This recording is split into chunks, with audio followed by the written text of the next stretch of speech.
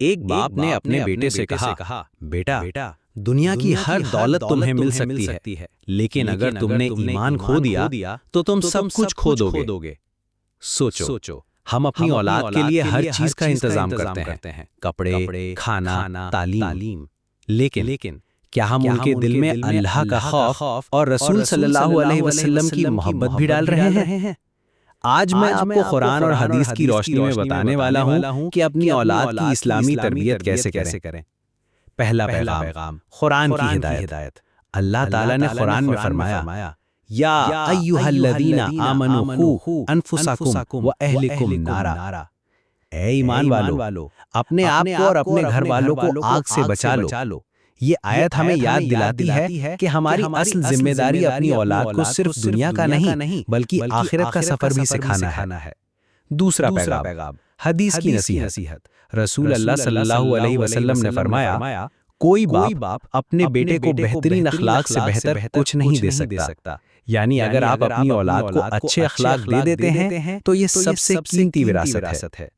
عملی اقدامات۔ نمبر 1، نماز کی عادت۔ بچپن سے نماز کی عادت ڈالیں۔ شروع میں اپنے ساتھ مسجد لے جائیں یا گھر میں مل کر جماعت کریں۔ نمبر 2، قرآن کی تعلیم۔ صرف تلاوت نہیں بلکہ آسان ترجمہ کے ساتھ قرآن سمجھائیں تاکہ بچے جان سکیں کہ اللہ کیا فرما رہا ہے۔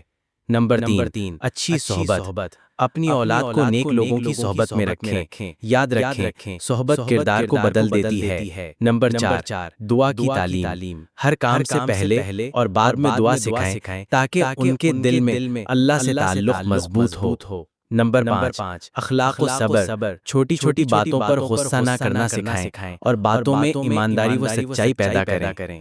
والدین کا کردار یاد رکھیں، بچے صرف سن کر نہیں بلکہ دیکھ کر سیکھتے ہیں۔ اگر آپ خود نماز نہیں پڑھتے تو بچوں سے امید نہ کریں کہ وہ پڑھ لیں گے۔ اگر آپ جھوٹ بولتے ہیں تو وہ بھی جھوٹ ہی سیکھیں گے۔ جذباتی اختتام۔ یہ دنیا ایک سفر ہے اور ہمارے بچے اس سفر کے مسافر ہیں۔ ہم ان کے لیے کھانے، کپڑوں اور رہائش کا انتظام کرتے ہیں، لیکن اصل منزل جنت ہے۔ آج سے اپنی اولاد کو صرف دنیا کی تعلیم نہ دیں بلکہ دین کی روشنی بھی دیں، تاکہ جب ہم اس دنیا سے رخصت ہوں تو ہماری اولاد کی دعائیں ہماری قبر کو منور کر دیں۔ ربنا هب لنا من ازواجنا وذرياتنا قرة اعین وجعلنا للمتقین اماما۔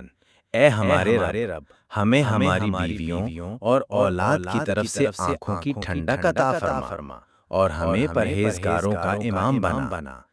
مزید ایسی دینی تعلیمات حاصل کرنے کے لیے ہمارے چینل کو ضرور سبسکرائب کریں۔